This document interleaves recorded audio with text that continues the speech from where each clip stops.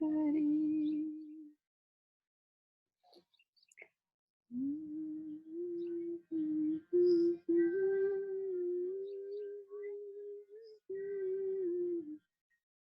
Krishna Krishna Hari Hari Rama Hari Rama Rama Hari Hari Krishna Hari Krishna Krishna Krishna Hari Hari Rama Hari Rama Rama Rama Hari Hari Hare Krishna Krishna Krishna Hare Hare Hare Rama Hare Rama Rama Rama Hare Hare Hare Krishna Krishna Krishna Hare Hare Hare Rama Rama Rama Hare Hare Hare Krishna Krishna Krishna Hare Hare Hare Rama Hare Rama Rama Rama Hare Hare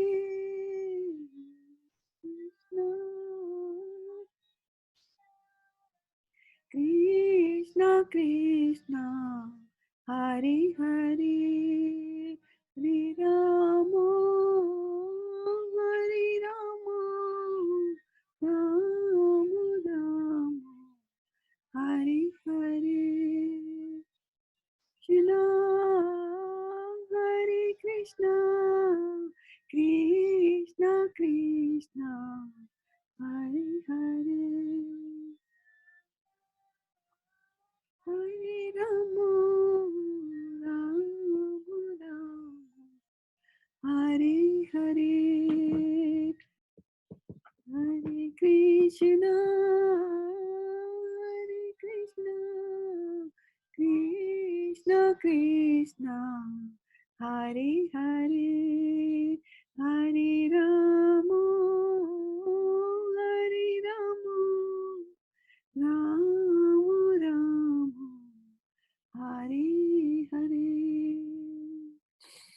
Welcome to our Tuesday morning Bhagavad Gita reading session. Dear devotees, please accept my humble obeisances.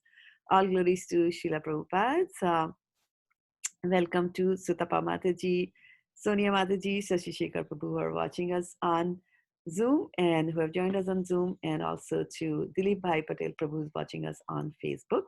So we will get started with our daily morning ritual or reading from the Vigyapti Panchaka prayers. We will start in the order of appearance. So I saw Shashi Shekhar Prabhu first, and then Sonia, are you able to read today's? Mataji, I won't be able to read today. You won't be able to read? Okay. And what about Sonia? How about you? Hare Krishna Mataji, I won't be able to read. Okay, no problem. So I also see Sriyash Prabhu who has joined us right now. Hare Krishna, Dandavat Pramans Prabhu. So are you going to take care of this, Prabhu? The reading order? Yes, Mataji. Okay, yeah, and Vigyati Panchaka from yeah, Vigyati Panchaka I can share, no problems. If you can get the order, the reading order done, then just take it from there, okay? Yeah. So let me start sharing. And while I'm sharing my screen, I'd also like to welcome Rohit Prabhu who has joined us on Facebook today. Dandavat Pranams. And can you see the screen that I'm sharing? Can somebody confirm? Yes, Mataji. You can see it? Good. Yeah. And is the font okay? Font Yes. is- All right. So, Suyash Prabhu, yeah, whenever you're ready, just give us the reading order and we'll get going. Sure, Mataji. Sanskrit is done. Sanskrit has not yet been done. We're just starting. So as soon as I'm done with the Sanskrit, then we'll pick up the reading order. So that's the idea there.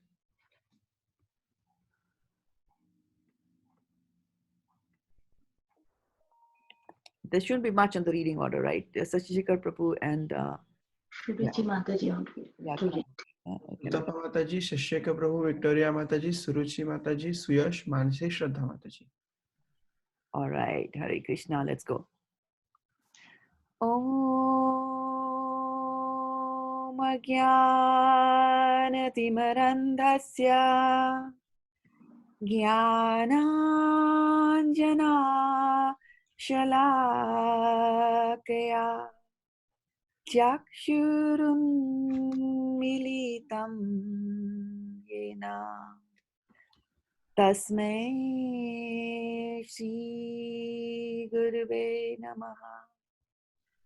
Matsamo nasti papatma na paradhi cha kaschana parihare pilajjame kim bhruve purushottama yuvati nam yatha yuni yunam cha yuvatavrata manobhi ramate tadvan mano me ramatam tvai bhumau skalita padanam भूमिरेवावलम्बनं त्वयि जातापराधानां त्वमेवा शरणं प्रभो गोविन्दा वल्लभे राधे प्रार्थये त्वामहं सदा त्वदीयं निति जानातु गोविन्दो मां त्वया सह राधे वृन्दावनाधीशे करुणामृतवाहिनी कृपया निज पादाब्जा दास्यं माह्यं प्रदीयताम्. And let's go into the English translations. Who goes next, Prabhu? Sutapa Mataji. O Purushottama, no sinner or offender is as bad as I am. How can I describe my shame? Just as the minds of young ladies take pleasure in a young man, and the minds of young men take pleasure in a young woman, kindly let my mind take pleasure in you alone. Just as the ground is the only support for those whose feet have slipped, you alone are the only shelter for those who have offended you.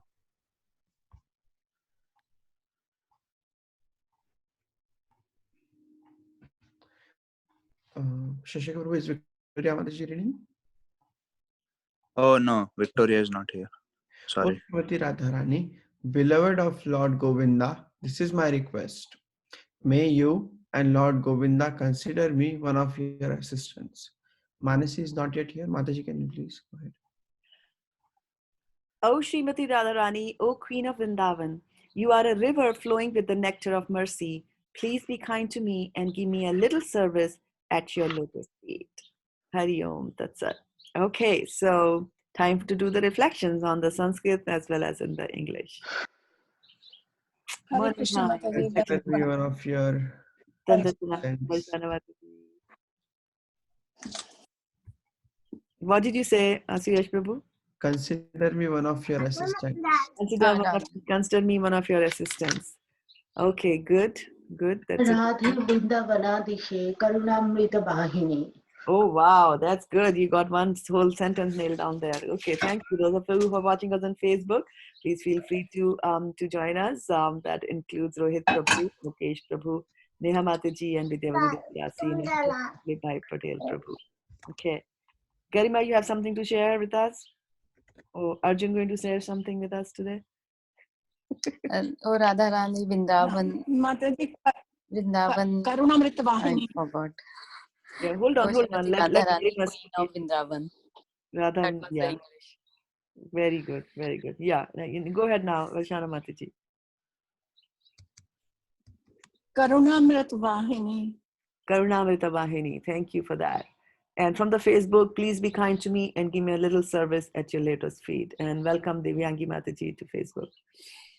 All right. Kim Bhuve Purushottama. Kim Bhuve Purushottama. Kya bolu main? I'm in such a dire situation. Yeah. Welcome Khyati Mataji and Neeral Prabhu. Good to see you there.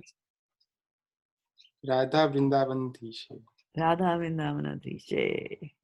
Karunamrita Vahini. Kripya Padapani Padavja. Dasyam Mahyam Padavyatam.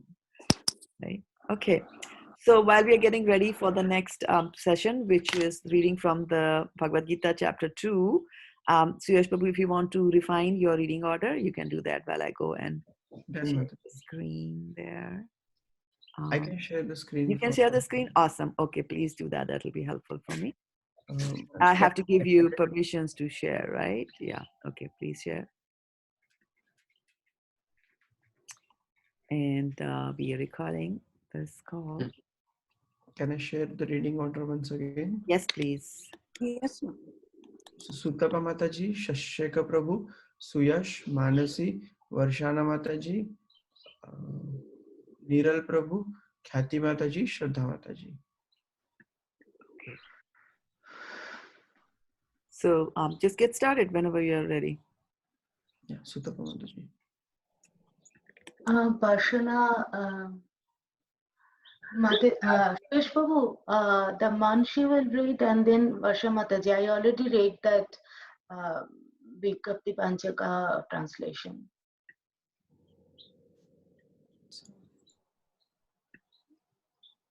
I'll read. I'll start quickly. People Yeah, can please. I don't want to waste time between summarize. people. Yeah, you should be ready with your chance. If you don't do it for next 10 seconds, then your chance is gone. No, she's right. She's right. She and I read, and people after us were supposed to go. But Yeah, that's what I'm next- saying. That if you don't go, then somebody else will take it. Right?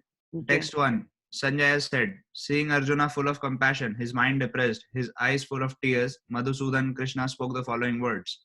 The Supreme Personality of Godhead said, my dear Arjuna, how have these impurities come upon you?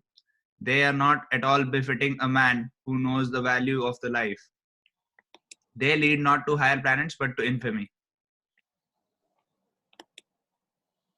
O son of Pratha, do not yield to this degrading impotence. It does not become you. Give up such petty weaknesses of heart and arise, O chastiser of the enemy. Arjuna said, O killer of enemies, O killer of Madhu, how can I counterattack with arrows in battle men like Bhishma and Drona, who are worthy of my worship? Mansi is not joining. Varshana Mataji.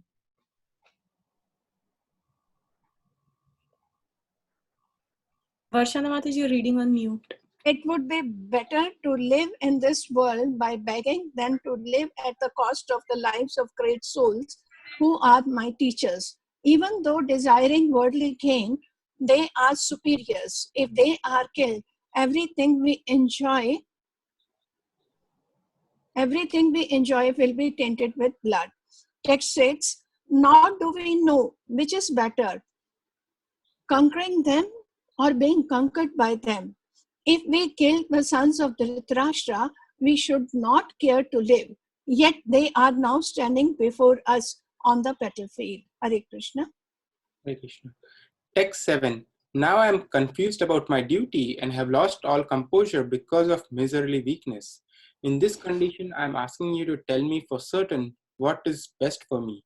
Now I am your disciple and a soul surrendered unto you. Please instruct me. I can find no means to drive away this grief, which is drying up my senses. I will not be able to dispel it, even if I win a prosperous, unrivaled kingdom on earth, with sovereignty like the demigods in heaven. Sanjaya said, having spoken thus, Arjuna, chastiser of enemies, told Krishna, Govinda, I shall not fight, and fell silent. O descendant of Bharata,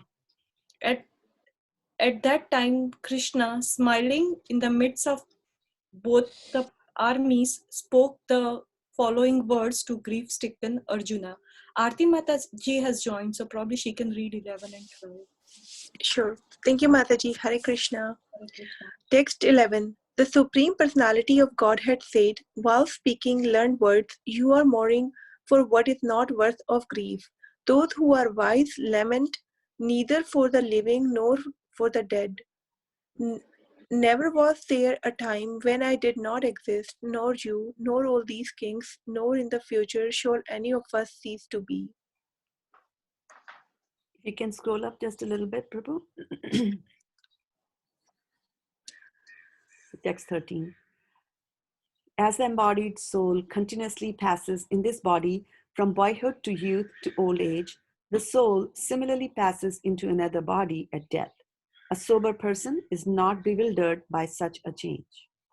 O son of Kunti, the non-permanent appearance of happiness and distress, and the disappearance in due course, are like the appearance and disappearance of winter and summer seasons.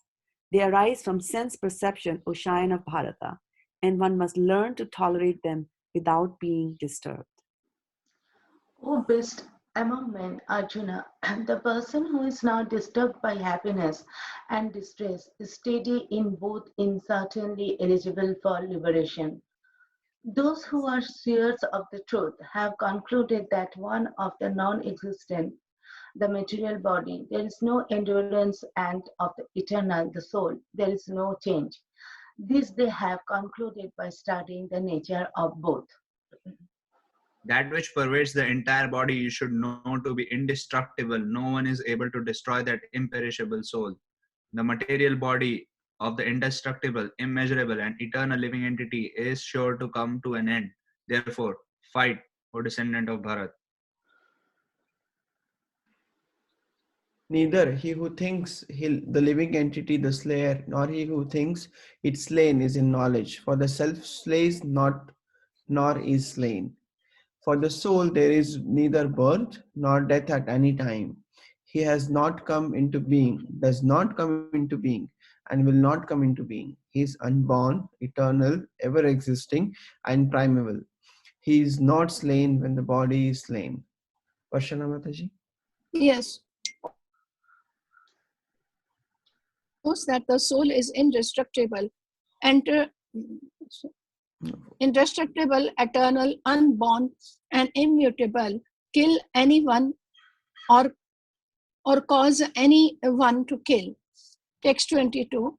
As a person puts on new garments, giving up old ones, the soul similarly accepts the new material bodies, giving up the old and useless ones. Hare Krishna.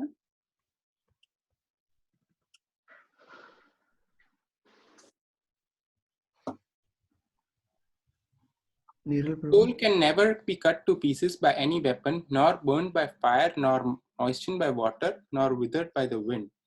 This individual soul is unbreakable and insoluble and can be neither burnt nor dried. He is everlasting, present everywhere, unchangeable, immovable, and eternally the same. It is said that the soul is invisible, inconceivable, and immutable. Knowing this, you should not grieve for the body. If, however, you think that the soul or the symptoms of life will always be born and die forever, you still have no reason to lament, O mighty aunt. Aarti Mataji.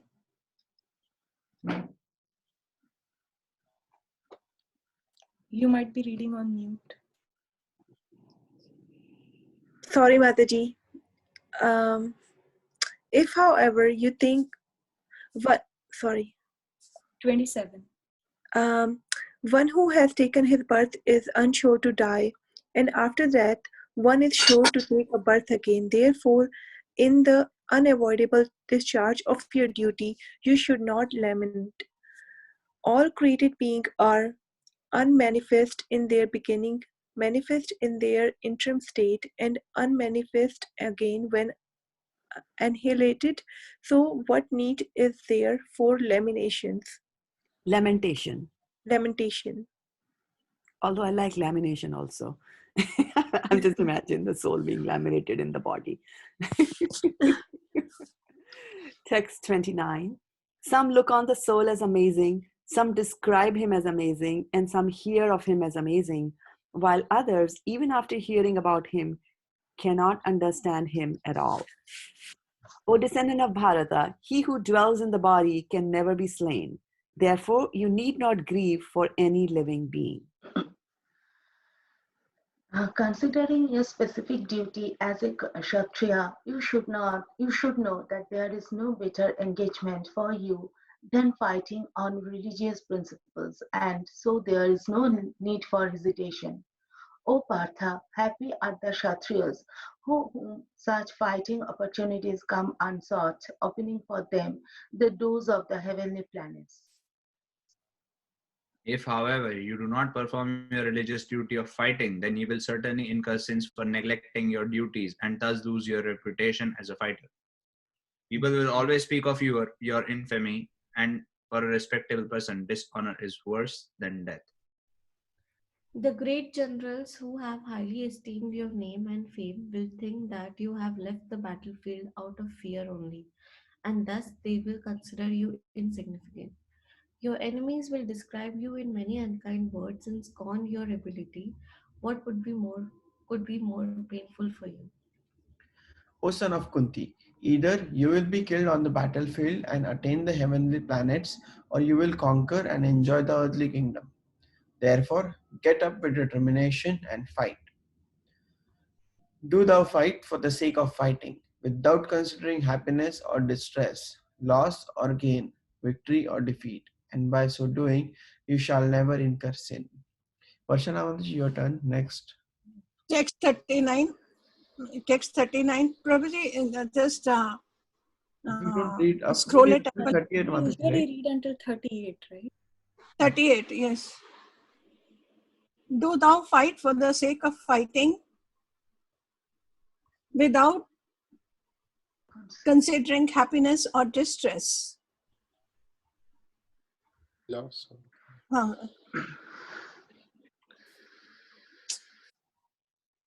Distress, loss or gain, victory or defeat, and by so doing, you shall never incur sin. Thus far, I have described this knowledge to you through the activities, through the analytical. Probably just scroll it up. I can't see. Analytical study. Now listen as I explain it in terms of working without fruitive results. O son of Pratha, when you act in such knowledge, you can free yourself from the bondage of works. Hare Krishna. Yeah. So I just wanted to tell you something about this new Vedabase.io, right? It used to be Vedabase.com earlier. And so this Vedabase.io has got this nice feature that as you are reading through a particular scripture, then you can bookmark it and then come back later and search for that bookmark. So what happens is that as soon as Suyash Prabhu sometimes highlights, he highlights a verse to give you an idea from where you should start to read, right? For example, if you can select some text, Suyash Prabhu, any text, right? The moment he comes there and he clicks his mouse, right? Go click the mouse. Yeah. You see? Right. Yeah. You did. Yeah. So at that time, do you see against text number 39, a bar has appeared, a vertical bar, almost like, chrome yellow in color on the left-hand side. Yes. Yeah, this one. Yeah, exactly. Yes. So this is, the moment he does that, then you see that little briefcase on the right-hand side that covers the text, which Varshana Mataji was not able to read because it was covering it, right? This one. This is the place where you will add the bookmark, right? So during the class, if that thing appears, Suyash Prabhu, that vertical bar, if you just go and touch the vertical bar with your mouse again, it'll disappear, right? But what you're seeing in the briefcase is the karma, It's the previous clicks that you made today. So it's all accumulated there as part of your karma. So only thing that'll wash away your karma is unclicking it. Is devotional service. Yeah, unclick all the bad habits that we have. Yeah. So what you can do is you can reload your page, like refresh your page. And then, it sort of goes away, right? Okay. So reload your lives one more time and adjust them. Okay, so I think it's time now for us to go into 2.2, and whoever needs to go next can do it.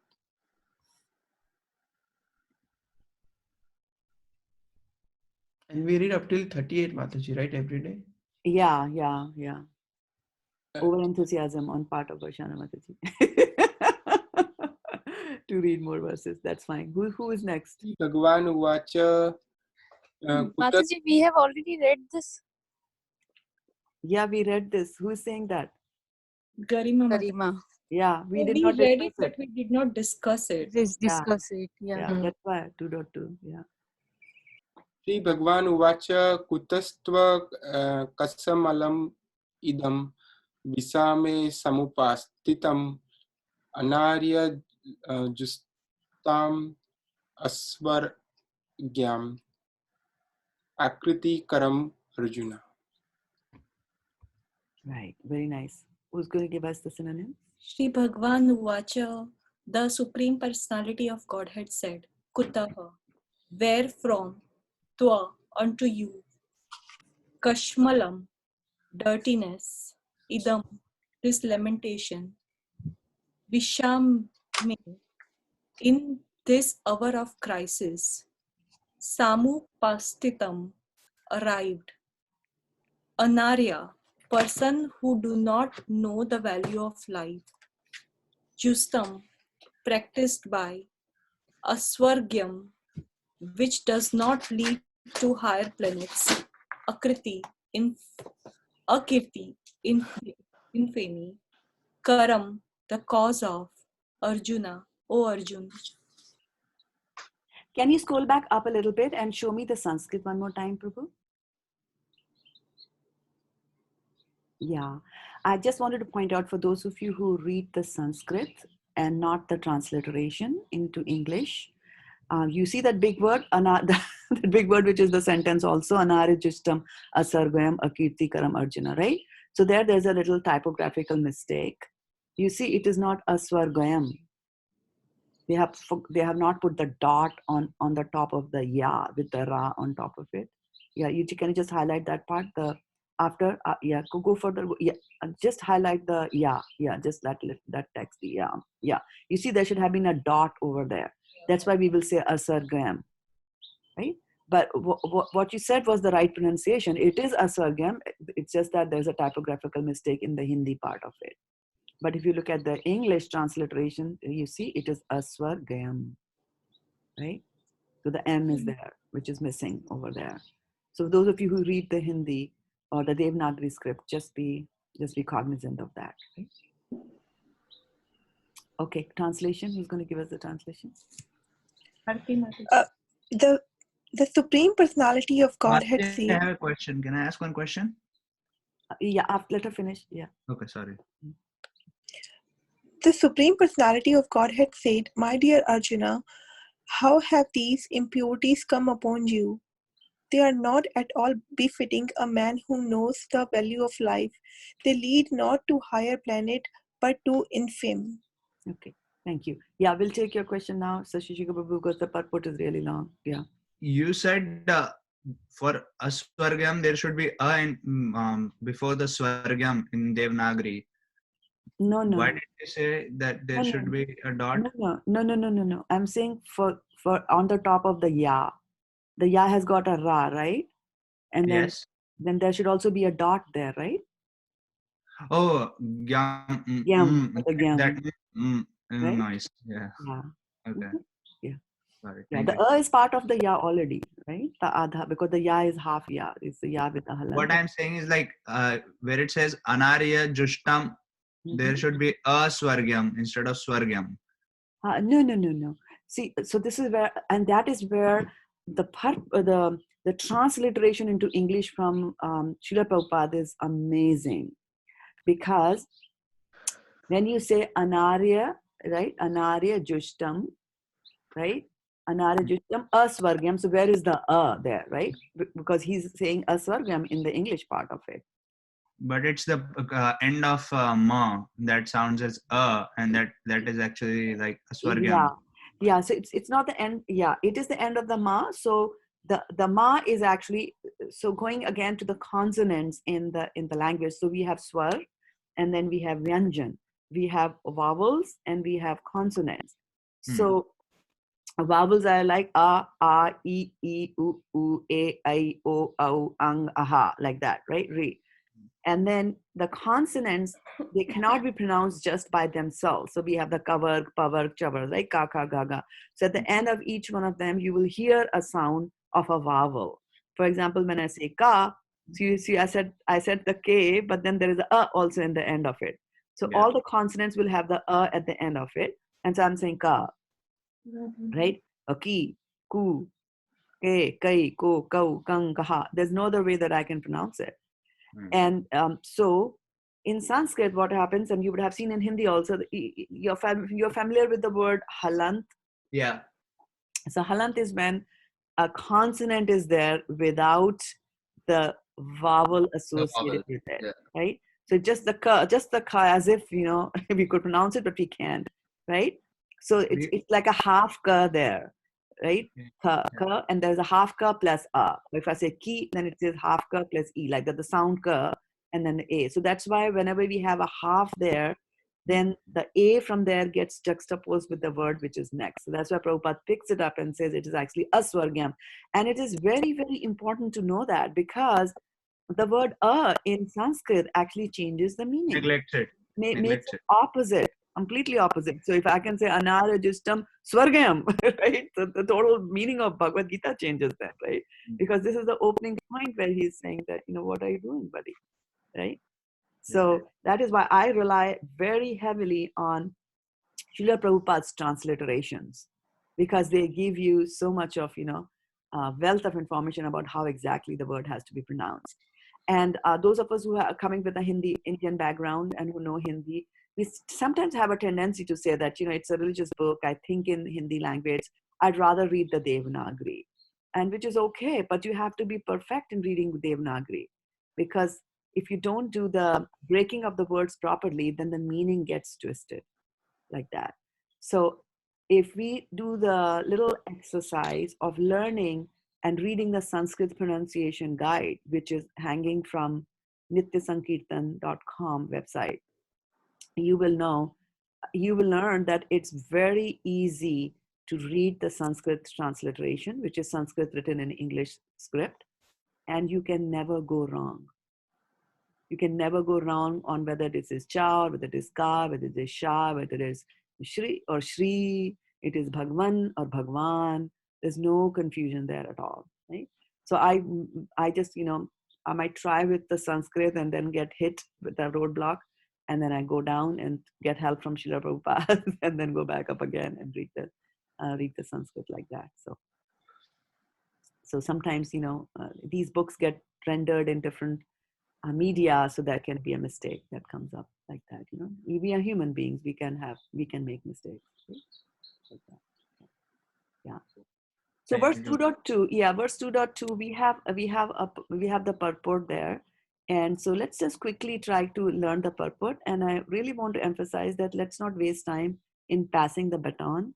Be ready with your turn when it's your turn to read, and let's not people call out your name and remind you that you have to read, right?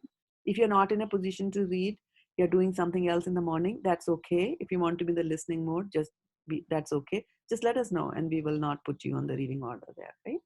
Okay, it's a really long purport. I don't want to do what happened earlier also, that we read all through and then the time was over, and then we do the same thing again, like that. Okay, let's get going now. Enough of talking from me. Who goes next? You, Mataji. Which Mataji? No, you, Mataji. Okay. Krishna and the Supreme Personality of Godhead are identical. Therefore, Lord Krishna is referred to as Bhagwan throughout the Gita.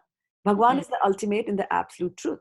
The absolute truth is realized in three phases of understanding, namely Brahman, or the impersonal, all-pervasive spirit, Paramatma, or the localized aspect of the Supreme within the heart of all living entities, and Bhagwan, or the Supreme Personality of Godhead, Lord Krishna.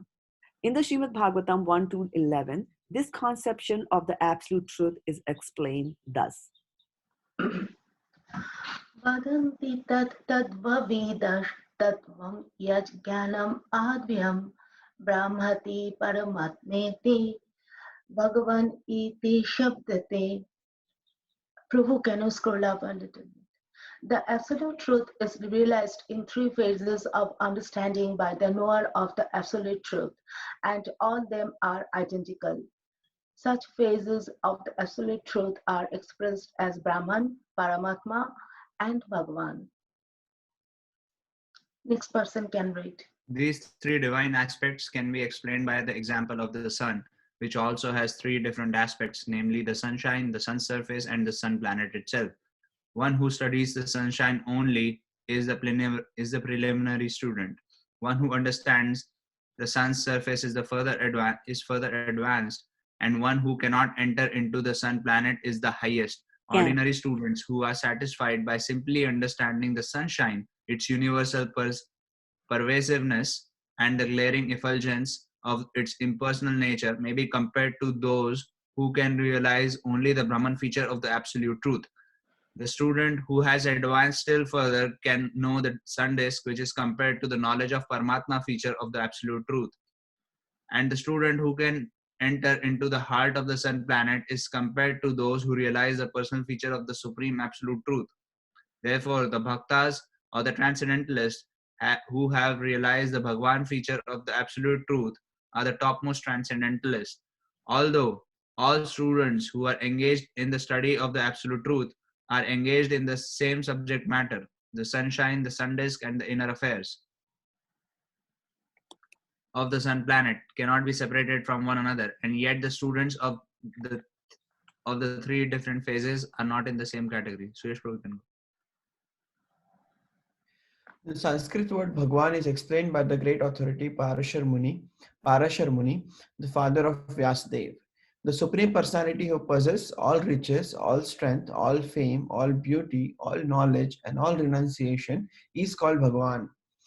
There are many persons who are very rich, very powerful, very beautiful, very famous, very learned, and very much detached. But no one can claim that he possesses all riches, all strength, etc. entirely.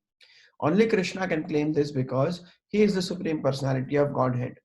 No living entity, including Brahma, Lord Shiva, or Narayana, can possess opulences as fully as Krishna. Therefore, it is concluded in the Brahma Samhita by Lord Brahma himself that Lord Krishna is the Supreme Personality of Godhead.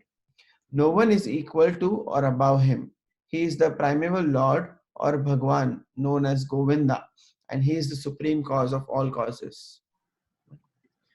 Ishvara Parama Krishna Satchitananda Vigraha Anadir Adir Govinda Sarva Karana Karanam Karana. There are many personalities possessing the qualities of Bhagwan, but Krishna is the supreme because none can excel him.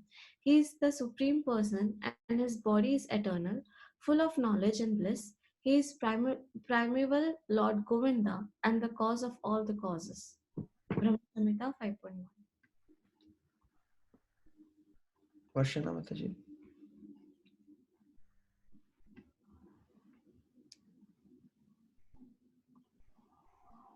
You're on mute, Mataji.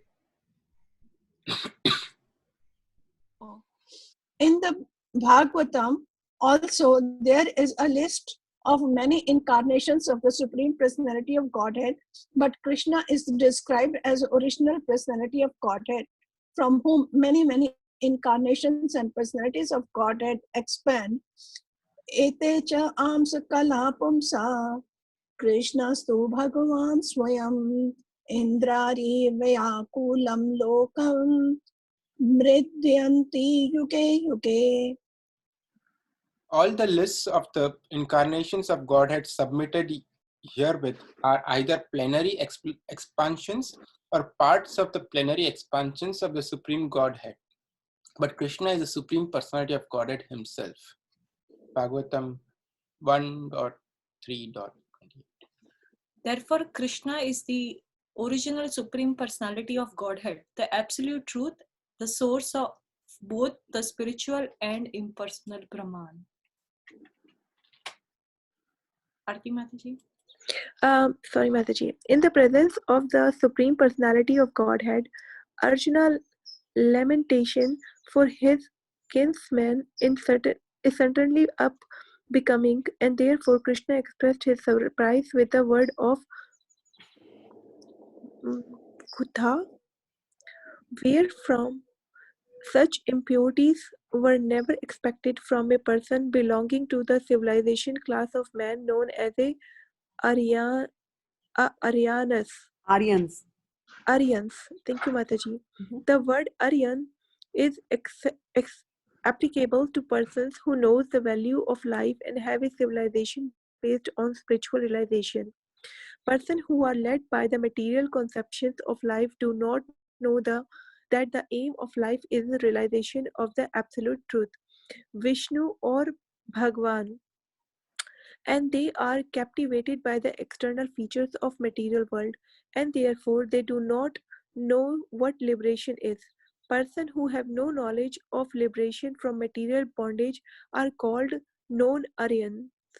Although Arjuna was a Kshatriya, he was he was deviated deviating from his prescribed duties by declining to fight. This act of cowardice is described as befitting the non-Aryans. Such deviation from duty does not help one in the progress of spiritual life, nor does it even give one the opportunity to become famous in this world. Lord Krishna did not approve of the so-called compassion of Arjuna for his kinsmen. Hari Bol. Krishna. Okay, so I'm going to launch a quick poll for all of you to respond to while I go and welcome all those who have joined us on Facebook. So we have Ram Snehi Prabhu, Madan Ahluwalia, Raja Prabhu, Vinu Koli Mataji, and Achyuta Radhe Mataji. Welcome to the call. And let's see how many responses I got to the poll here. 2, 3, 4. Is that all I should get? How many are there on Zoom? 5. I got 5 Mataji. responses. I got 6 responses. How many are there? Are we 6 of us here? Not counting me? 9. Okay, 4, 5, 6, 7. Going. Others in listening mode. Okay. Yeah. All right. So here we go. So one is feeling transcendental. That's very good. You should feel transcendental in the association of Bhagavad Gita. Ecstatic is 4, and then very good is 2. Okay, good. So now is the time to make us feel better, and which is to discuss this particular verse. And so we will stop sharing the screen, and we'll see each other now. All right.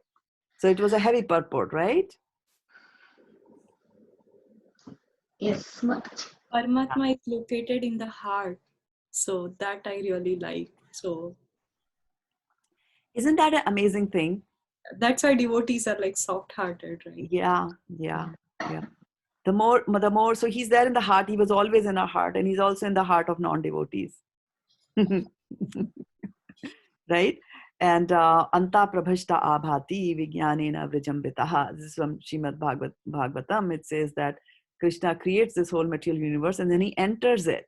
And how does he enter? He enters the universe in many forms, right? He enters the universe first as the Garbhodakshai Vishnu, the Vishnu that you see lying on an ocean. And from his navel, you see there's a lotus flower coming all the way up. So that is known as Garbhodakshai Vishnu.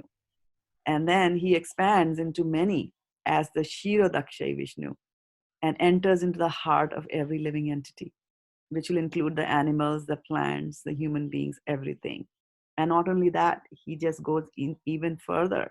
Parmanustha, right? Annantarasar. So Bharma Samhita tells us that he also enters into each and every atom of this universe. Like that. So everything is then Krishna, isn't it? He's in everything. If he's inside an atom, what else is there that remains for him to cover like that? So, so this kind of knowledge that we get should actually, put us into a mood that we then see that there is God everywhere. He's in every. So when we relate with other people, how we relate with other people, There is God there. I'm talking to somebody's walking towards you. There's God inside. And that's what we do when we do the namaskar, namaste, right? So we are bowing down to the God in the other person, like that. Yeah, so good point, Khyati Mataji. Mataji, one point, like the audience who knows the values of life. So, And then further, there's further one more thing was there. They know the value of life and more. There was something more that Life was is meant for a non, spiritual realization. Go back to the purport and share the purport with us, and let's see. When they're defining Aryas, they are saying something more. They know the value of life and something more. and a civilization based on spiritual realization. Yeah. That is a very important piece. It's spiritual. So Aryan is a person who, when they live their life, they believe that there is a soul. They believe that there is a soul there. And that's where the life is based on. That we are not just the body. I mean, quite a large number of population right now on this planet don't believe in the soul. Right? We don't believe in the existence of the soul. But that's not an Aryan-like thing to do. Right? Did you get that, Tex? Yes, Mataji. Yeah. And they have a civilization based on spiritual realization. And so what is Krishna saying? Kutashva kashmalamidam vishame sam upastindam anarjustam asargam akirtikaram Arjuna. He's saying that. So he's immediately telling him that one is that, he's being so frank, so frank. And then you see for all the questions that Arjuna asked, like, Kim no Rajena Bhoginda, how can I do this? How can I do that? So when Krishna opens up, really opens his mouth, then he's saying, he's also asking a question. He's saying, Kutashva kashmalamidam vishme samarpasitam. How did this impurities come into your heart? At this time, at this such a crucial time, Vishame, right, has arise. And then he says, Anarya Justam. Immediately he's saying that whatever you're trying to do is Anarya. It's not Arya. Anarya. It's not Aryan-like. So this is very important for us to also learn that how human beings will twist the history to put forward their thoughts for whatever selfish reasons that they have. And what I'm trying to say over here is that when we were reading history, we read about Babylonian civilization, Indus Valley civilization, this civilization, Egyptian civilization, this one and that one. We came and read about Aryans. And we were taught that Aryans came from Germany. And so they are the ones who came across the Indus Valley and brought all the goodies with them. And we learned from the Greek. That is what the Europeans who are writing the history will like to tell you. And the bad part and the sad part is that whoever is typing can stop typing. The bad part is that we are taught all that in the history like that. But here you see, Krishna is telling him, Anarya Jushtam.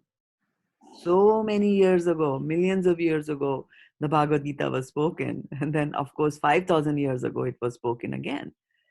And we talk about the Indus Valley civilization. It doesn't go to 5,000 years ago, right? History says that, maximum 2,000 they go back like that, or 3,000 like that, BC, a little bit BC like that, right? They don't go back that, but this is not true. So again, when we look at, and this is because of the very tiny and a minute view that we have, history is, when we pick up history, the world is already divided, right? So there's Europe, there is America, and some of the history might go a little bit further back and combine some of them. But it doesn't go all the way back to saying that there was an Emperor Parikshit and there was an Emperor Yudhishthir who was ruling the whole world, right? It doesn't go there. It doesn't go that back. So what's the big deal under Yudhishthir Maharaj's rule and under the rules of all these nice saintly kings that we have? People were Aryas, right? And actually our Varnashram system is dependent on that. right? It tells you about your spiritual life, right? The ashrams that you have, right? The ashrams that you have, the brahmachari ashram, the grihastha ashram, the vanapasta ashram, and the sannyas ashram, they are meant for your spiritual aspect of your life, right? So there is, I was telling you that there are two aspects to your life. There are two duties that you do. There's swadharma that you do, and then there is your spiritual dharma, right? Your physical duties, material duties, and your spiritual duties. So spiritual duties, you have to do. Material duties you will do depending on where you are situated, which is, are you a kshatriya? So you have to fight. Are you a vaishya? You can do business or agriculture, like that, right? So both the aspects are there, and it is not something that we borrowed from Germany, right? It's not something, I just want this to be clear, that this is part of the heritage that is coming way back, from Chaturvarna Myashasam, Gunakarma Vibhaga Saha. So Krishna has created all that, right? So let no Germans take credit for this, like that. So Anarya Jushtama Swargam, yeah. What else? What else is there? I like Mataji, the whole purport, translation, everything is so nice. Yeah. First of all, that Vadanti Tat Tat Vidas Brahmeti Paramatma Bhagwaniti Shabdate, so nicely explained by giving the example of sun.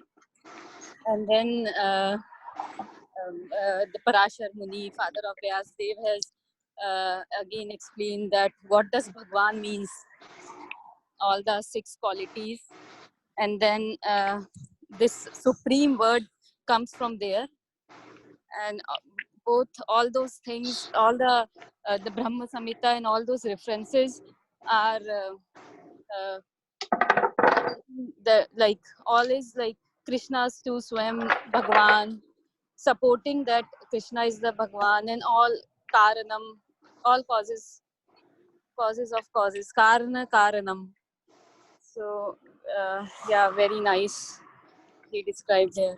Yeah, isn't it how Prabhupada brings up documentary evidence and shloka evidence and scriptural evidence into any statements that he's making? That's amazing. The purport is amazing, and it's long and so relishable over there. Yeah. One of the things I wanted to point out, like, and which you said, that he quotes from the Srimad Bhagavatam, Vadanti tat tat vidas tattvam yad jnanam advayam brahmeti paramatmeti bhagwaniti shabdate. So he's saying that Krishna is known by 3 features, right? And so Bhagwan. Now, one of the things that we notice that as Vyasadeva is writing this, and also as Sanjay is narrating this Bhagavad Gita, this Mahabharata war that is happening, and he's talking to Dhritarashtra. So he's saying, so it's a combination of what Sanjay says and then what Vyasadeva is also recording there. So Sanjay is saying that Sanjay says Dhritarashtra, Vyas says Dhritarashtra Uvacha, and then Sanjay Uvacha, and then like that, this Uvacha and that Uvacha, and we are taking the names, right? Duryodhan went there and Duryodhan said that, things like that. So if that was how it was flowing, that it is Sanjay Uvacha and then Arjuna Uvacha, like that, then it could also have been Krishna Uvacha. Why not that, right? But look at the devotional service that is there. While Sanjay is narrating this to Dhritarashtra, he's not saying Krishna Uvacha. I mean, it's a very common thing they could have done, right? Because they knew each other by names. I mean, who is Krishna? He's just Arjuna's cousin brother, like that. But no, he's saying Shri Bhagavan Uvacha. So you see the subtle way in which our scriptures are telling you so much, about Krishna, so much about Sanjay, so much about devotional service, right? And as our Garima Mataji pointed out, that he's Sarva Karana Karanam, so he's the source of everything. And everything that we have in this world, whether it is Vishnu, whether it is Shiva, any of the demigods that you can talk about, Brahma, everything included, right? Everybody is controlled by Krishna. And all the avatars all actually come from Krishna. Avatars and expansions all are coming from him. And that's why we have that verse from Bhagavatam again, Ete Chamsa Kalapanta, Krishna Stu Bhagwan Swayam. I really like it. I really like the love with which This is spoken. Krishnastu Bhagwan Swayam Murari Vakulam Lokam Vridyante Yuge Yuge. So very, very, very, very sweet verse that is proclaiming that Krishna, all these, and this is from the 3rd chapter of Bhagavatam, where they describe many of the scheduled schedule. Just give me a second. I'm hearing some noise sounds over here. Suruchi Mataji's mic is on. Whose mic is on? Suruchi Mataji. Suruchi Mataji's. Okay, let me switch that off. Yeah. All right. Yeah. So okay. Oh, you know what? This is a new feature that has come. That although I'm the controller of this meeting because of being the moderator, I cannot mute or unmute anybody. I can only ask them to unmute, which is a painful thing because she might not be there to unmute. Anyway, so yeah, I discovered that yesterday when I was in the call. Yeah, and I lost my track of thoughts. Yeah, so I was saying that how, so they're describing all the scheduled incarnations of Krishna. So when Krishna comes to this world, he can come in any order. He's the Supreme Personality of Godhead. He can do whatever he likes. So he can come whenever he wants to come. But nevertheless, there is also a schedule in which he will come. So some incarnations will come in the beginning of the Yuga. Some will come at the end of the Yuga. For example, at the end of this Kali Yuga, how is he going to come? Kalki, right? In that avatar. So he will come in the beginning, Meena, and so on and so forth. And so there are some scheduled incarnations. There's a Yuga Avatara. In every Yuga, he will come. There's a Chinna Avatara. Sometimes he'll come as God, but he will say, I'm not God. How does he come there? What is his incarnation where he says, I'm not God? Chaitanya Mahaprabhu. Chaitanya Mahaprabhu, exactly right, for 20 points. Thank you, Garima Mataji. Yeah. So he comes, right? When people even Buddha, Hare Krishna Mataji, even Gautam Buddha said that he is not Bhagwan. Yes, and then what was worse with Gautam Buddha? Or what appears to be worse? Yes, Keshavadritta. Sorry? Keshavadritta, Narhari Rupa. Hey, not Narhari Rupa. We're talking about Buddha. This is samskaras, like it said that, Narasimha prays, Achana prays, anyway, Keshavadritta Narhari, Keshavadritta Buddha Sharira. Buddha Sharira. Jai Jagadish. Nindasya Yagya Vihera ha ha Shruti Jatam. Right? So he's saying Nindati Yagya Viher. Right? So what was he doing? He was criticizing the way people did yagyas, sacrifices, and Shruti. What is Shruti? The Vedas. So Nindati Yagya Viher ha ha ha Shruti Jatam Sadaya Hidaya Darshita Pashu Ghatam. So Sadaya Hidaya Pashita Pashu Ghatam. So what was the main thing about Buddha? Ahimsa. He said ahimsa, right? Pashu Ghatam. So what had started happening was that people started interpreting the Vedas wrongly, in a way that suited their purpose.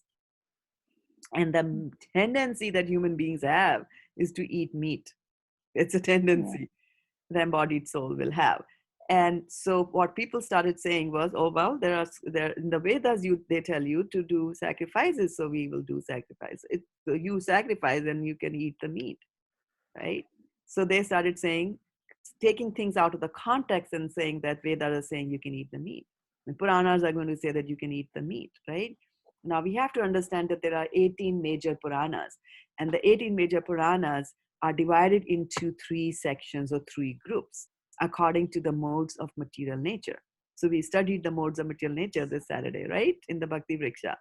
So the Puranas are divided into 3 sections or 3 groups of 6 each. And those Puranas will be, 6 will be for those who are in the mode of goodness, 6 are for those who are in the mode of passion, and 6 are for those who are in the mode of ignorance. So you will find,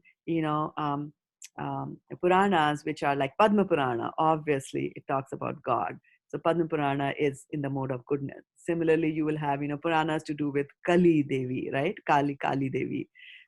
So those who are in the mode of ignorance and you want to eat meat, so there will be mentioned there that yes, you can eat meat, right? But then they make it very difficult there for you even to eat meat. You have to get the animal first. You have to do some prayers to Kali, but still doing prayer is an austerity. You have to do this, and then only on certain days you can kill, and then after that, you have to do this, and then you have to eat it. So they're making it difficult for you to eat meat, right? But they do recognize that there are people who are there who have a tendency to eat meat, and they are just regulating that and saying, okay, do it under rules and regulations. The idea is that too much of rules and regulations, you will get frustrated with that, and you will say, I'm going to give it up, like that, right? And whatever tendencies you have, you will fulfill that as well, and in the long run you'll get sick of it. So that's the idea, where we have Puranas in those modes as well. But what people started doing was they script the sacrifice and the rules and regulations part, and like, okay, let's go to Safeway and get some meat, right? That's what we are doing these days. We just go and buy, right? Or order it online. It'll come to your doorstep, right? Amazon Fresh, like that. Although you don't know how fresh. Now, those of you who have not read the book Higher Taste, you should read that book, Higher Taste. I mean, I thought it was a book of recipes till I sat down to read it. And then in the first few chapters there, they very scientifically explain why you should not eat meat. And when I first came to USA, and I used to look at the meat shops, not the meat shop, but the grocery shops. Here, everything was there. At least in India, they make a demarcation. And I've only been to 2 countries, India and USA. So that's why my knowledge is limited. I haven't been to other countries, and nor do I want to. At least there is like, this is a meat shop. So if you decide that you won't enter into a meat shop, but here it's not like that, right? There's meat and there's vegetables kept right next to it, right? No discrimination like that. And so when I came there, I used to see that the meat in the USA is so bright and red in color. It's beautiful red color though, And I was like, why the meat in India was not like this color? It was a pale pink. And I started thinking like, wow, the animals in USA are much better than the animals in India. They have got good blood inside them. That's why this meat is all red. Till I read the book Higher Taste.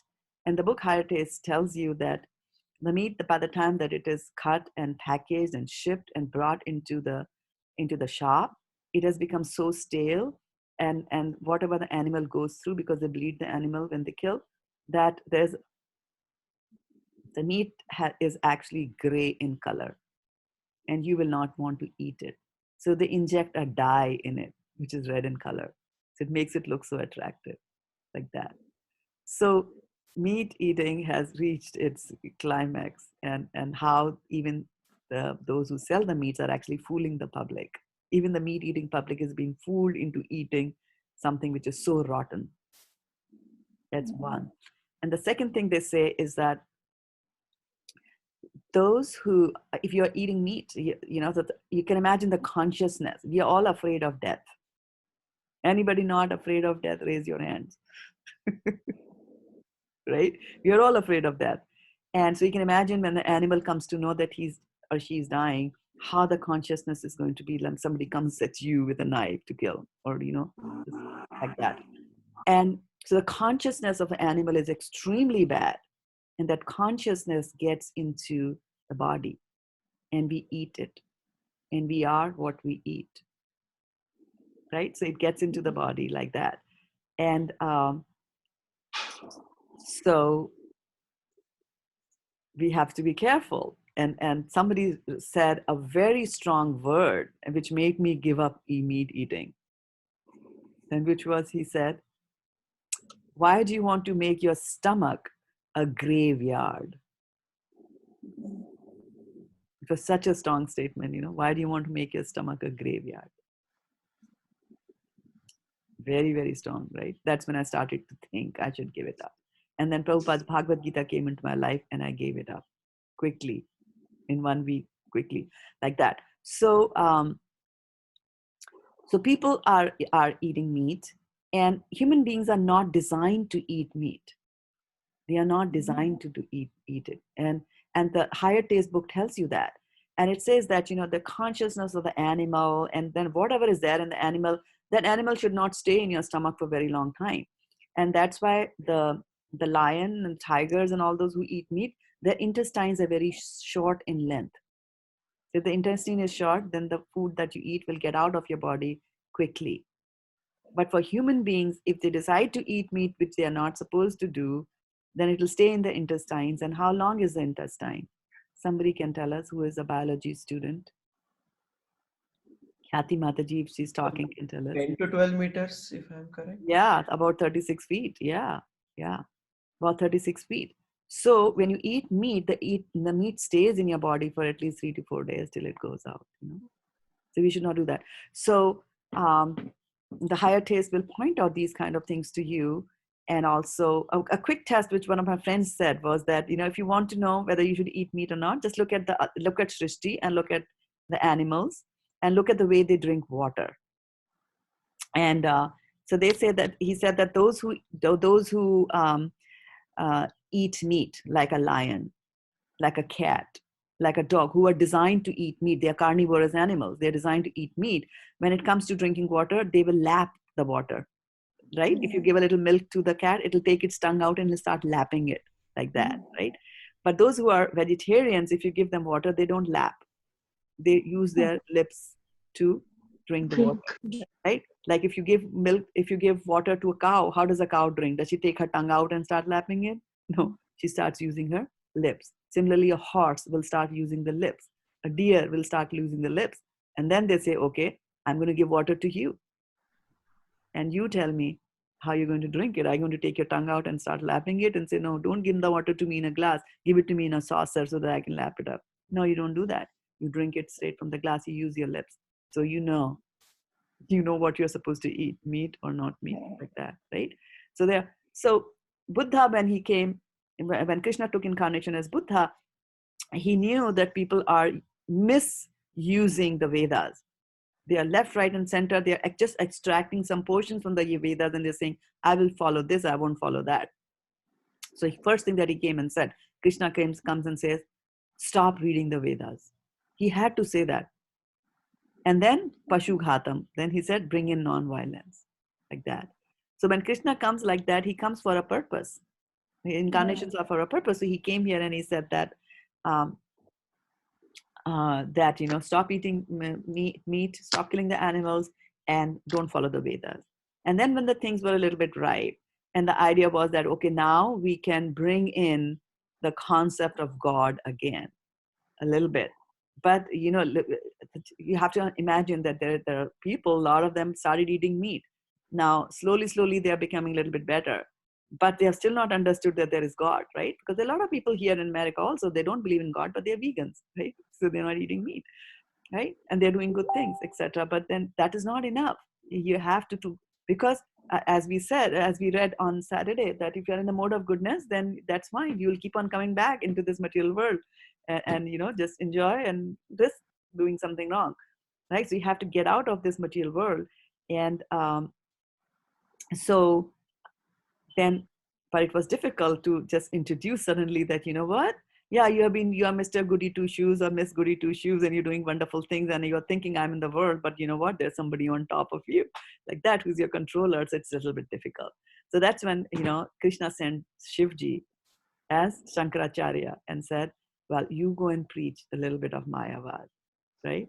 And Shivji tells that to Parvati long time, ago. He told him that in Kali Yuga I come that, and I teach them that Mayavad.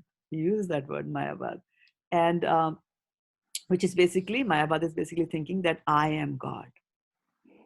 But at least the concept of God has been planted in people's head, right? And after all the Mayavadi talk that Shankaracharya said, which is the very famous song from Shankaracharya, very, very famous song. Bhaj Govindam. Yes, very right, Suruchi Mataji. You get 100 points for that. So yeah, Bhaj Govindam, Bhaj Govindam, Bhaj Govindam, Mudhamate. So after all that, the concept of Mayavad, etc., he's still saying Bhaj Govindam, right? So he's telling you, and that's what Shivji does all the time. What is Shivji doing? Sitting and meditating. Who does he meditate on, right? Not on himself, he meditates on Krishna, because he's the best devotee of Krishna, right? Vaishnavanam yatha Shambhu. So best of the Vaishnavas is Shambhu. Like that. So so that's why. And then when people are thinking about, the concept of God has been planted, then we have to, adjust it a little bit more here, and to tell them like, well, you have to do devotional service to the Lord. And that is why then Krishna comes once again.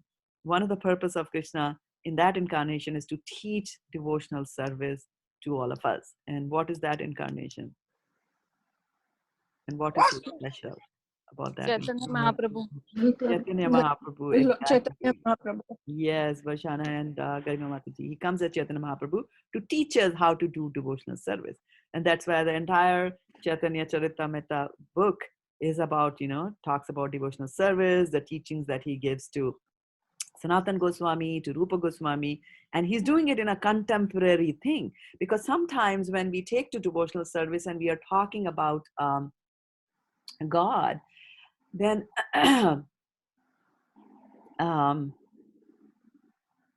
it might become a little difficult for us to really imbibe the training and the teachings from the Srimad Bhagavatam, because it's like, oh, you're telling me the story of Ramchandra. Those were different days. Oh, you're telling me the story of Indra and 60,000 years. I don't have 60 minutes to do devotional service. So it becomes a little bit difficult for us to understand. A long time ago, there was a Chitraketu and Narad Muni came flying. Nobody flies around here these days. I haven't seen anybody flying like that. So it becomes a little bit difficult to understand and to believe and things like that, unless you have a strong faith. Of course, once your faith becomes strong, your Shraddha becomes, more firm, then you just start lapping up everything which is in the Bhagavatam. But in the beginning, it is difficult. So in the beginning, you have to get something which is contemporary. So that's why when you read the Chaitanya Charitamrita, you will see very familiar terms. For example, they will say Bengal, then they will say Nawab Hussain. So you have read in history that there was, Mughal rule. So there were, then you understand that. So it's more close to Dr. Murari Gupta. Okay, now I understand Dr. Murari Gupta. If I say Ashwini Kumaras, they are also doctors, but they are doctors from a different age, and I don't belong to that age. I'm in this age. And you tell me what I'm supposed to do in this age, given my time and my place, and very importantly, my circumstances. Right? That's what I want to know. And so Chaitanya Charitamrita will tell you. And that's why here for Kali Yuga they sing Hare Nama, Hare Nama, Hare Nama Eva Kevalam. Kalau Nasti Eva Nasti Eva. Go, complete it. Mataji, I forgot the last one. Okay, But Gatir that is my Anyatha. favorite verse. That one. Gatir Anyatha. And Yeah, this there's one no is- other way. Yes. Gatir Anyatha. There's That no is, other way. Yeah. and Man Mana Bhavo Mad Bhakto. I'm trying to collect that. Good. That's very good. Yeah, you should keep on adding verses to your repertoire. Yeah, I remember Sutapa Mataji when she was, close to me here physically. She used to say when we showed her the Bhagavatam, she was like, "There's no way I can read this. There's no way I can read Sanskrit." And now she's memorizing slokas. So yeah, imperceptible changes happen in you. Yeah. So Mataji, I have a quick question. Yes. Go ahead. Maybe for tomorrow, if Yes. in the purport, Lord Shiva, Lord Brahma, and Lord Nara. So in just beside Shiva, in bracket, it's Narayana. Isn't Narayana means Vishnu or Krishna? Exactly. Yeah. So let's go more into the details of that. You will sometimes see in Bhagavatam also that they will be glorifying, devotees will be glorifying Brahma and glorifying Shiva to the extent that you might think that they are just they are Krishna. They will say, you are the original creator. You are creating everything. And it's like, wait a minute, Shivji creating? I thought Shivji destroys everything like that. But that is, from hyperbole, they say that. But we'll go into the details of that tomorrow. Yeah. And thank you for reminding me about the time. It's 7:40. And the purport is huge. Yeah. Yes, And ma'am. yeah. And these concepts will come again as we go deeper into the Bhagavad Gita. It'll come, more and more as we go there. These concepts will get repeated, so we don't have to, yeah. Mataji, the book you have recommended means you just mentioned the higher taste. Who has written that? Who is the author? There are many authors, and actually, they're listed over there. There are Prabhupada disciples have written that book. Oh. So, and then also Nirakla Mataji, our ISV's Nirakla Mataji, she has also contributed to that book. Yeah, in so many ways. Yeah, some recipes and all that are there. Yeah, so the Higher Taste was written to introduce vegetarianism and also to come up with some very exotic international cuisine, vegetarian cuisine that you can cook. Mm. So the idea is that it not vegetarian food doesn't mean bland and bad. It's very tasty, like that. Mataji, when Vyasadeva explained that the Supreme Personality of Godhead is one who has all the riches, all strength, all fame, all beauty, all knowledge, and all renunciation is called Bhagwan. And at the same time, Srila Prabhupada explained it, that there will be many people who will be having these qualities, but at the same time, very learned, very much detached, but no one can claim that he possesses all riches, all strength, etc. entirely. Exactly.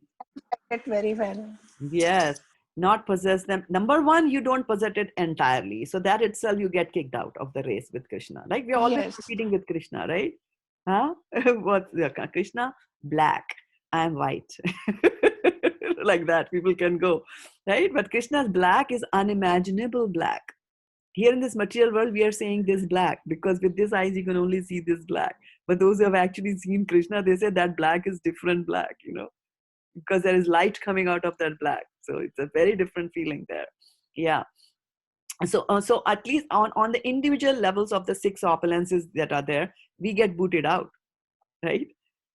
And then he's also saying that nobody possesses all of them in one. So that's even a bigger thing, right? He's the most beautiful, at the same time he's the most intelligent, right? There's a famous joke that floats around on the internet about a conversation between Bernard Shaw and Marilyn Monroe. Marilyn Monroe was a beautiful actress, and Bernard Shaw, we know, was the intelligent writer. And so she says that, let's get married, and so that we'll have a child who has my beauty and your brains. And then Bernard Shaw says, and what if the child is born with my beauty and your brains? Like that. So total disaster. Yeah. So it's very beautiful, but not brainy. Very brainy, but where's the face? Like that. So only Krishna has got all of them in one go, one place, all of them. And that is what is our definition of God. So if you want to logically also approach God by logically defining, is this God? Is this God? Is this God? That's what some people do, right? In Sankhya Yoga, that's what we do. Neti, neti, neti, neti, neti, neti, neti. So you're saying, no, no, no, no, no, no, no, no, no. And till you come. So that's why. Is there anybody more beautiful than God? No. Right? Is there anybody? No, like that. You keep on asking, no, no, no. So you are defining God to be like that, right? Can anybody control God? No.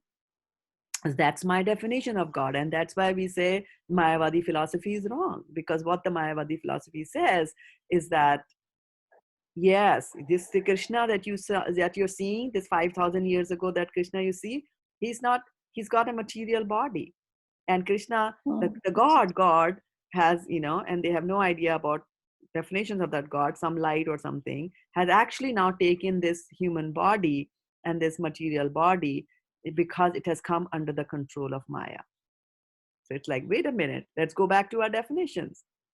How did we define God? We said that nobody can control him. So how come Maya is controlling him? Right? So Mayavadi philosophy just falls flat on the face there itself. Apart from that, the Shastras are full of instances, full of shlokas that are telling you that Krishna, how does he descend? And so, we had a verse there, Ete chamsa kala Krishna, kala punsam Krishna tu Bhagwan swayam, Indrari vyakulam lokam, mridayanti yuge yuge. So he's saying Indra Ari, right? Indra is Indra, our Indra that we know, right? And Indra is a devotee of the Lord. And Ari in Sanskrit means the foe or the enemy. So Indra Ari means enemy of Indra. Who is the enemy of Indra?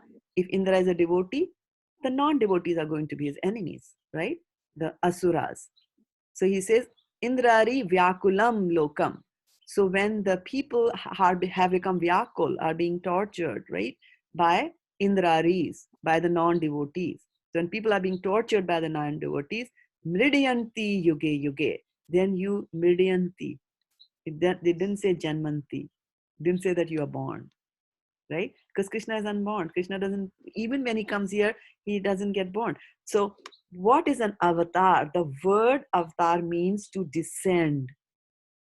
So Krishna is up there in the Golok Vrindavan planets, and he, in his self-same body, he descends and comes into a lower planetary system. That is what an avatar is. An avatar is not that the soul is getting inside a body, maybe of a fish and becomes a Meena avatar, maybe a boar and becomes a Varaha avatar, or maybe in the body of Krishna becomes Krishna, like that. No. These forms, a Meena avatar, Buddha avatar, whatever, there are Dash avatar, the famous 10 avatars are there. There are many avatars, right? Actually, Krishna incarnates in every species. Every species. How many species are there? 84. 84 lakh, right? So he incarnates in all of them. So there'll be an incarnation in the ant, among the ants also. What's going on in the ants family? I don't know. I haven't read. But they are there. What I've read is from Srimad Bhagavatam, where he says that, Bhavyata eva satmina, lokan ve loka bhavana, lila avatar anurato, devatiryan naradishu. So, he's there to take care and to give joy to the Tiriyan. Tiriyan means animals, right? So he incarnates in those forms also, and what that means is that these forms are already existing in the Golok planet, in the Vaikuntha planet. They're already existing, and all that is happening is from time to time, or circumstances, or depending on the mood of the Lord, he will just come down like that. He doesn't have to take another shape. He doesn't have to take he doesn't have to take a material body. So Krishna, when they see, he might appear like a human being, might appear to be material, but it's not that. The body is spiritual. That you see, he comes in his same spiritual body. And yeah. So Bhagavatam 10th canto will tell about how Krishna, the Janam of Krishna, so-called Janamashtami, it's not actually Janam, but and in Bhagavad Gita also later on will become that he'll say Janam karma cha me divyam evam yo veti tatvata. So he's saying Janma karma. He's using the term Janam karma cha me divyam, but he's using the term divyam because there is a transcendental Janam. Like that. His Janam, so to speak, is not the Janam that we understand. And it's only Krishna who can, and in Bhagavatam we see Krishna first appears with 4 hands to Devaki and then becomes 2 hands, right? Have you ever seen any kind of birth like that happening recently? A child was born with 6 hands and then, disappears and becomes a child with 2 hands and starts talking right after birth. Doesn't happen. So Krishna is like that, Mother, I have one doubt also about Vyasadeva when he was born. No, his son was born, and he stayed in the mother's womb for 16 years, and after that he was born. How is that possible, Mataji? And then he comes out and goes straight to the forest.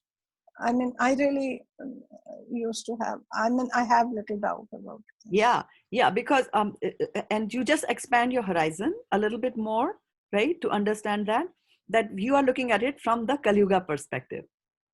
Right. Yeah, in Kali Yuga this happens, but when was he born?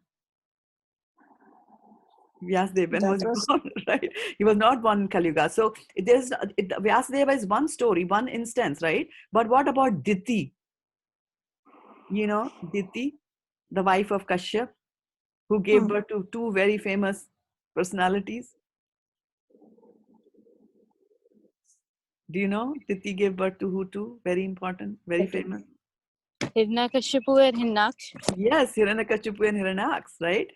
So she gives birth to them, and she conceives them, and she knows that they are going to be killed. She knows. Her husband tells her that. because she was the one who wanted to have a child, and she wanted to unite at a time which was not suitable, which was in the mode of ignorance. It was evening time, and her husband had told her not to do that, right? But she insisted, and she said that, how come Aditi had sons and I also want sons, and so here you go. It was the wrong time, and so it was evening when all the bhutas and the ghosts and all that don't have body. Shivji, being merciful to them, is looking for a womb where he can plant these kind of souls so that they get a human body.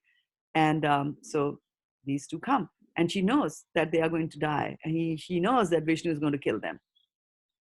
So what she does is, she's so attached to her children, she doesn't give birth to them for how many years? 100 years. Aditi's pregnancy was for 100 years, like that. So they had the power. Women at that time had the power, right? Also, So one example is of, yeah, go ahead. one example is also of Meghnath. Ravana's son.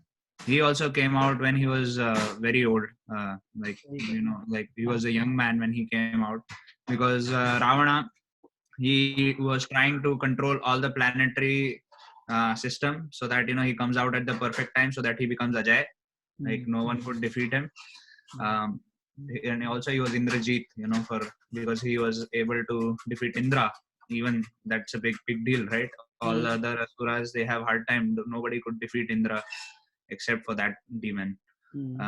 So that's why while Ravana was controlling all the planets, he was in the pregnancy. She was in the pregnancy, and Ravana was told, okay, everything is set now, but actually Shani is the planet which moved, despite the orders of Ravana, that you're gonna stay in that place, and then Shani was the one who took the leap. He was not that scared like other planets, and he was like, okay, I'm gonna move, and he went in a position. He went in a retrograde. Actually, he went in the reverse direction, which made sure that Meghnath will die, and he won't be Ajay, and he would be defeated eventually. Also, he was. I was just saying, like, because of this reason, Shani was also, Ravana got really angry at Shani that he did that, and he tied Shani in one of his chopai, like on his bed. He tied him, and when Hanuman went to Lanka to meet Ravana, and when he did that Lanka Dahan, he burned the city of Lanka. At that time, he also rescued Shani. So it is said that if someone is devoted to Hanuman, Shani doesn't harm him so much, because he is indebted to Hanuman. Exactly. Yeah.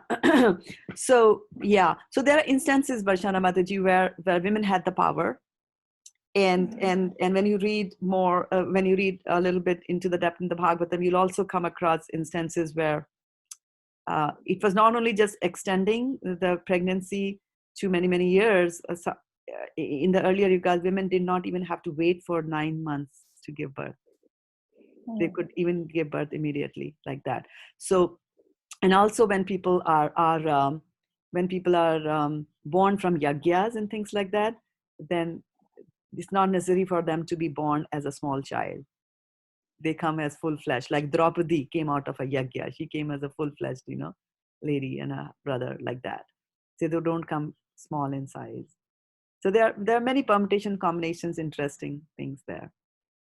And what about Sita Mataji? Sita Mataji, you tell me the story of Sita Mataji. No, Mataji, the father, and he had gone and plowing his land, and there he found one picture where he found this girl, and he brought her and looked after her. Yeah. So, but who is Sita? Does she need a birth? That means she was not born, is it? She came out of Mother Earth. Say that, Suyash Prabhu. She came out of Mother Earth. She's known as the daughter, right? Yeah. The daughter of Mother So, Earth. yeah. So you have to look. Yeah, you have to see the. So you understand the philosophy, right? You understand that Sita is the energy of Lord Rama, right? Sita is an expansion of Radharani. So, and when you understand what is an incarnation, that they will never take birth, right? But there is a little bit of a drama that always has to be associated with that, because we human beings will not like it if you just place it like, oh yeah, so Sita was there, and so there has to be some drama around it, some story around it, so that it will etch into your brains and mind, and then you will remember God like that. So that's why Krishna does the Leelas. Why does he does the Leelas? So that we will relish the Leelas, and we will listen to his Leelas, and we will get purified by that. That's the reason he does the Leelas. So that means Radharani is also Tattva, Sita Tattva? Yes. Not Sita Tattva, Sita is Radha Tattva. Sita is an expansion of Sita is Radha Tattva, okay. Yeah. Thank you. You're welcome. Yeah. All right, so it's 8 o'clock now. We should call it a day, I think, here. And thank you so much for those of you who are joining us on Facebook as well as on Zoom. We'll meet again tomorrow, and we'll continue with the next verse. Okay. And other topics that are discussed in this chapter, they will come along they will get covered in other topics that we covered in this verse, the purport of this verse. We will pick them up as we go further and discuss that. Okay. So everybody have a fantastic, fantastic day, and think about Krishna. Hare Krishna.